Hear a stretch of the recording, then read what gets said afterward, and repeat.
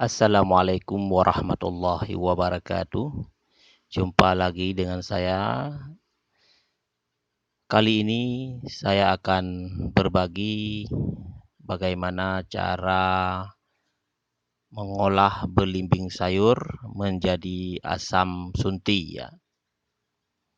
Belimbing sayur dikenal pula dengan nama belimbing wuluh, belimbing bulu, belimbing botol, belimbing besi, atau belimbing asam. Belimbing sayur dengan nama latin Averrhoa bilimbi Linn merupakan sejenis pohon kecil yang diperkirakan berasal dari Kepulauan Maluku dan dikembangbiakkan serta tumbuh bebas di Indonesia, Filipina, Sri Lanka, Myanmar, dan Malaysia.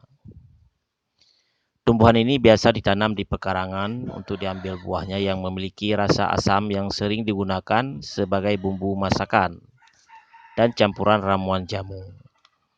Belimbing adalah pohon buah yang tingginya mencapai 5 meter.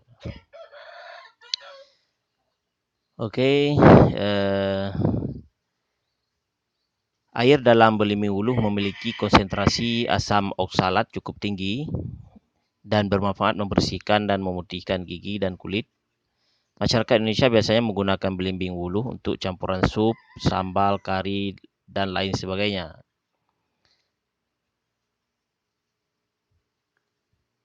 Sebenarnya cukup banyak manfaat dari belimbing wuluh ini atau belimbing sayur ini.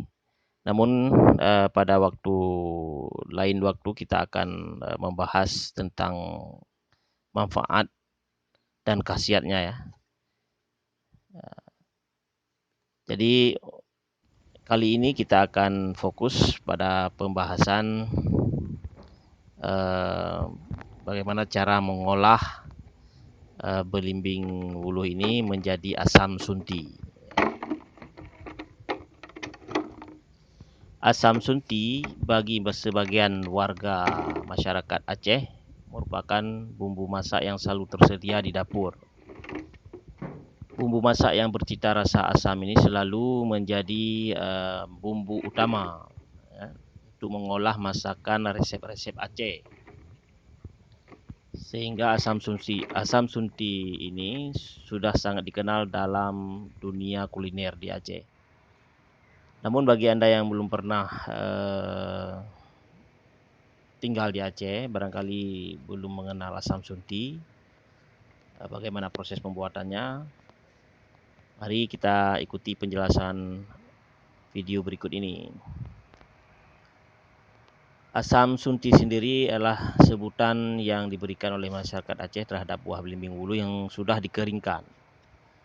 Belimbing wuluh dalam bahasa ilmiah disebut Averrhoa belimbing, Averrhoa belimbi. Dalam kehidupan sehari-hari sering juga dinamai belimbing sayur.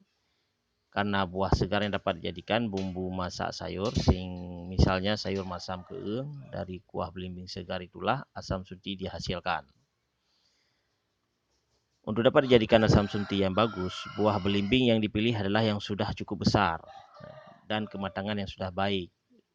Jangan terlalu kecil ya. Biasanya buah belimbing yang sudah besar itu ditandai dengan bentuknya yang terlihat gemuk dan mengkilap.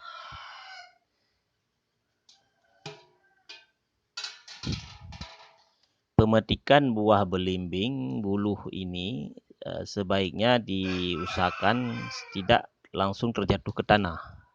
Jadi selain dia kalau kotor bisa dicuci ya, tapi kalau dia pecah itu akan berpengaruh pada hasil dari asam nantinya ya.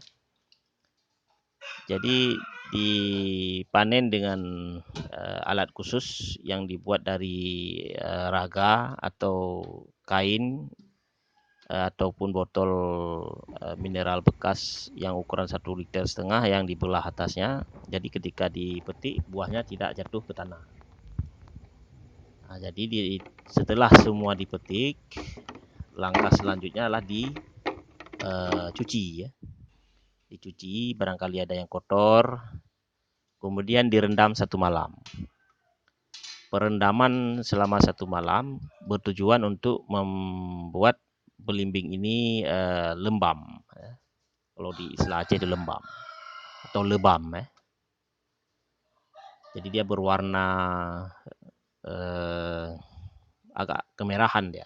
Dari warna hijau berubah jadi warna kemerahan. Seperti pada video berikut. Ya.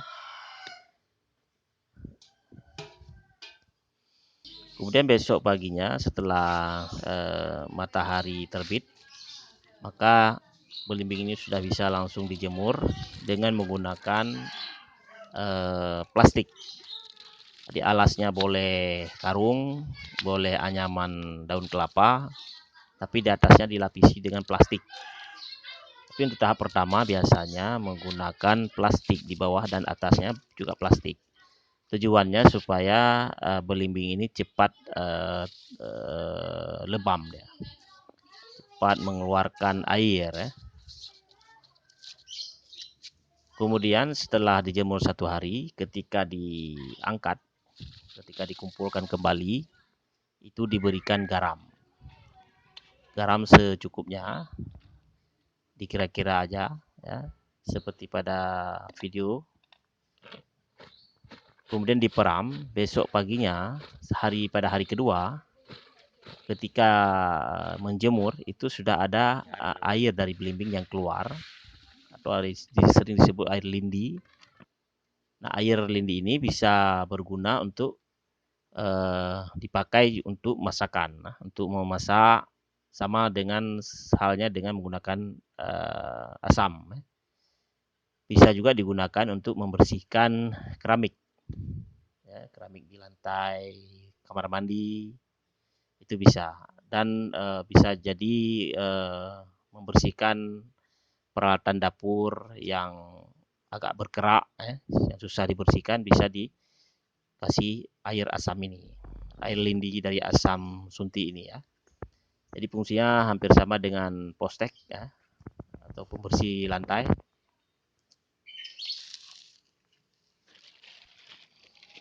Nah, untuk penjemuran kali yang kedua ini biasanya tetap menggunakan plastik di bagian atasnya ya. Itu hari keduanya. Hari ketiga biasanya tidak menggunakan lagi plastik di atasnya. Jadi langsung dijemur, dia langsung terpapar dengan cahaya matahari.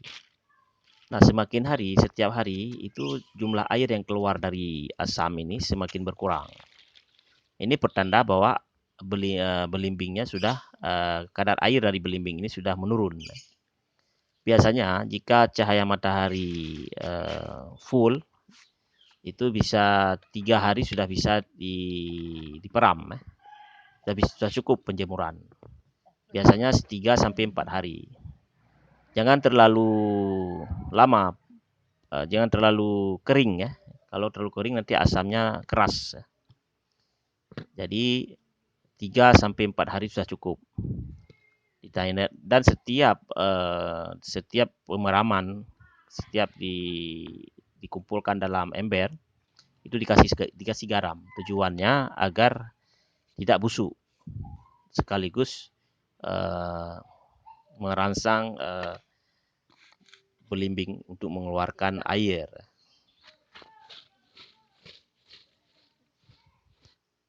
Setelah 3 atau 4 hari penjemuran itu sudah bisa diperam, disimpan, itu bisa tahan bertahun-tahun ya, bertahun-tahun. Jika asam yang terbaik itu yang tidak terlalu keras ya, masih lembek dan berwarna kekuningan. Nanti ketika diperam dia lama-lama akan berubah warnanya menjadi hitam. Nah, perbedaannya dengan yang penjemuran yang terlalu kering itu pada teksturnya. Jadi kalau kita jemur terlalu lama itu akan keras ya. Susah ketika mengolah dengan menggunakan penggilingan manual. Tapi jika menggunakan blender itu nggak ada masalah ya. Nggak ada masalah. Cuman dari pengalaman masyarakat Aceh itu biasanya rasanya agak beda dia. Kalau penjemurannya terlalu kering itu akan keras dan rasanya akan berbeda. Yang terbaik itu 3-4 hari penjemuran jika cahaya matahari full. Dan diusahakan buahnya tidak pecah. Jadi sangat waktu dikumpulkan itu membutuhkan kehati-hatian ya, pelan-pelan.